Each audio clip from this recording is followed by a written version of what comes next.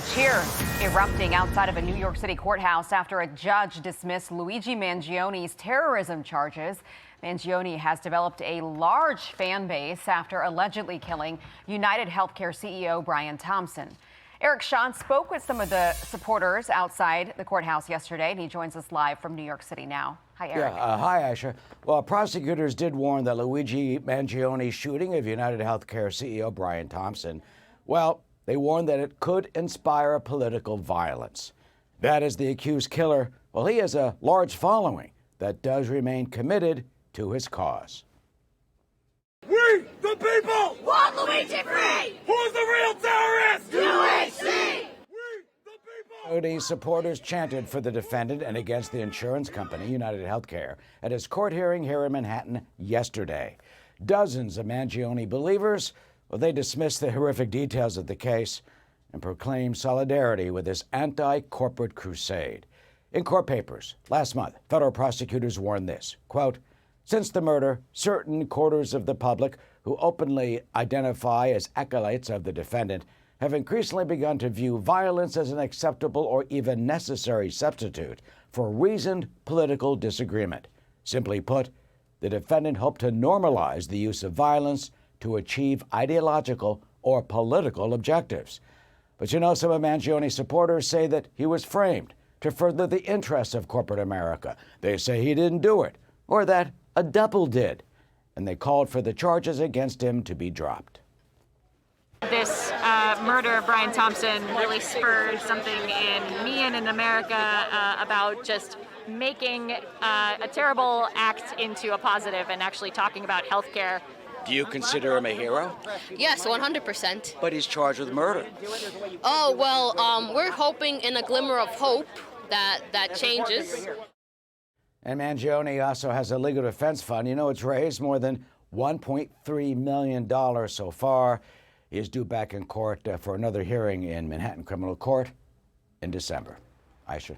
Okay, Eric Shawn, thank you very much. So with me now, Douglas Murray, New York Post contributor. Nice to see you, Douglas, especially in person. Good morning to you.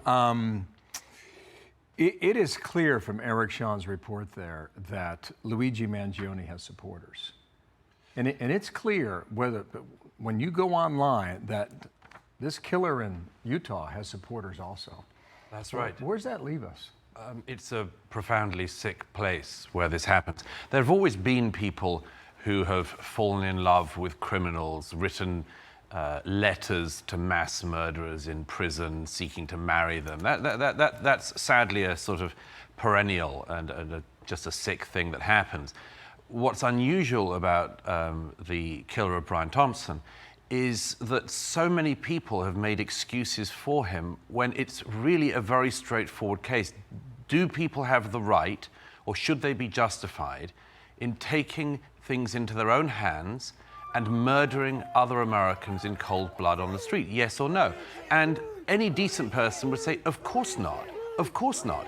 And yet the strange and appalling thing that has happened since Luigi Mangioni carried out this act is the number of people in prominent positions and elsewhere who have said, as Elizabeth Warren did, well, you can only push people so far, as if a legitimate extension of having a disagreement or an imagined disagreement with somebody over healthcare, over politics, whatever, could ever justify somebody picking up a gun and murdering, in both cases, a husband and father in cold blood.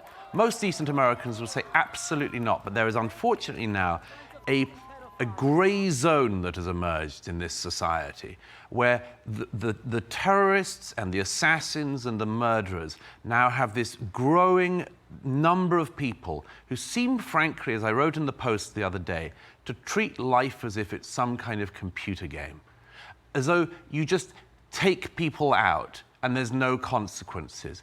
There are consequences, and I hope that the sort of people who do that and make excuses for them also find out those consequences. One of the more stunning things was the woman who said she developed an artificial intelligent bot of Luigi, and she talks to him every day, and he is her boyfriend online in that digital world.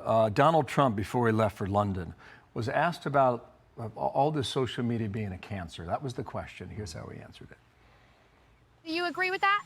The Utah governor said that social media is a cancer and more people should log off and take some time away. Well, it's not a cancer in all respects. In some respects, it's great. But there are segments, there are deep, dark holes that are cancerous after living. Beyond cancer, the depth. Finley got to that in Wall Street Journal today. She says Tyler Robinson and America's Lost Boys. She writes, social media platforms like Discord and Reddit, where young men often seek fraternity under pseudonyms, become substitutes for real-world camaraderie and can lead men down dark holes. I would just add the darkest of holes. Douglas. It's men and women, as I say. I mean, social media has sped up a lot of these phenomena. They're not entirely new. As I say, the sort of women who would write to mass murderers in prison can now do it on Reddit platforms, on X, all sorts of things. But this very, very concerning corner in the society is, do we hold the line as a society that the use of violence is not permissible in any situation over a disagreement, or do we not? And there are far too many people who have been saying, yes, we do. And that makes this whole online sort of subculture get endless sort of encouragement. Yes, one of the things we've seen from the alleged assassin of Charlie Kirk is that he lived in this horrible, disgusting, dehumanizing place where, you could just say, I've had enough of people who I disagree with and I'm going to take action. That is something that has to be addressed. But we also have to address this question of why so many people, including some prominent politicians in this country, have made excuses for the use of violence. And of course there's going to be a sort of, one side against the other thing, and there's a lot there is in there. I mean, we have to address this thing of why so many segments of the political left have been able to dehumanize their opponents. We do have to have that discussion. But it's also the case that we have to have this wider addressing of why what I refer to as face-to-face interaction in America has become so rare. Why is it that face-to-face interaction of the kind that Charlie Kirk encouraged, that de Tocqueville noticed when he came to this country 200 years ago, is disappearing?